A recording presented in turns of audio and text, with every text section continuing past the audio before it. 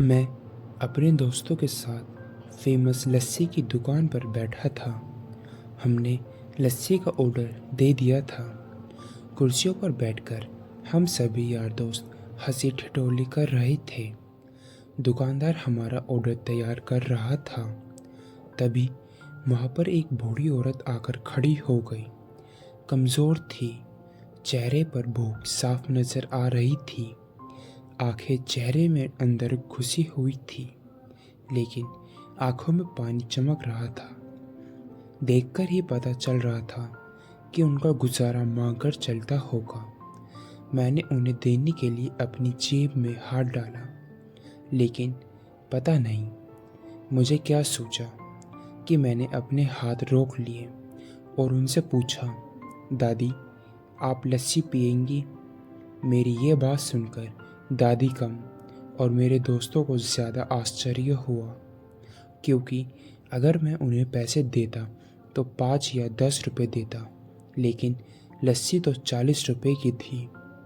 बूढ़ी औरत हिचकिचाते हुए हाँ बोली और उन्होंने अपनी मुट्ठी में पकड़े 15 रुपए जो उन्होंने मांगकर इकट्ठा किए थे मुझे देने के लिए मेरी ओर बढ़ाए। मैंने पूछा, ये क्यों? तो वो बोली, इन्हें अपने पैसों में मिलाकर मेरी लस्सी के पैसे भर दो। उन्हें देखकर मैं भावुक तो पहले ही हो गया था और उनकी ये बात सुनकर मेरी आँख और गला भर आया। मैंने दुकानदार को एक लस्सी बढ़ाने के लिए कहा। मैंने दादी के पैसे नहीं लिए, इसलिए उन्होंने अपनी मुट्ठी वापस भींच ली। सबको लस्सी दे दी गई। मैंने अपनी और दादी की लस्सी के गिलास उठाए और एक दादी को दी। मैं और मेरे दोस्त कुर्सी पर बैठे थे और दादी वहीं पर हमारे सामने ज़मीन पर बैठ गई।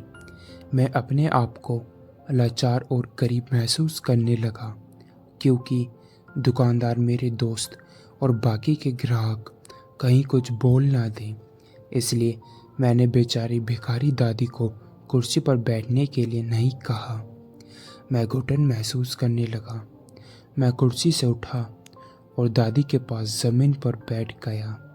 ऐसा करने के लिए मैं आज़ाद था और इससे किसी को कोई परेशानी हो इसका भी कोई प्रश्न था ही नहीं। मेरे दोस्त बड़ी अजीब नज़रों से मेरी तरफ देख रहे थे।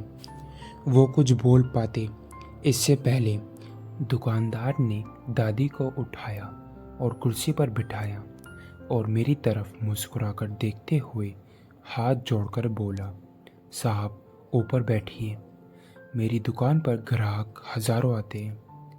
इंसान जिसमें इंसानियत हो कभी कभी आते हैं।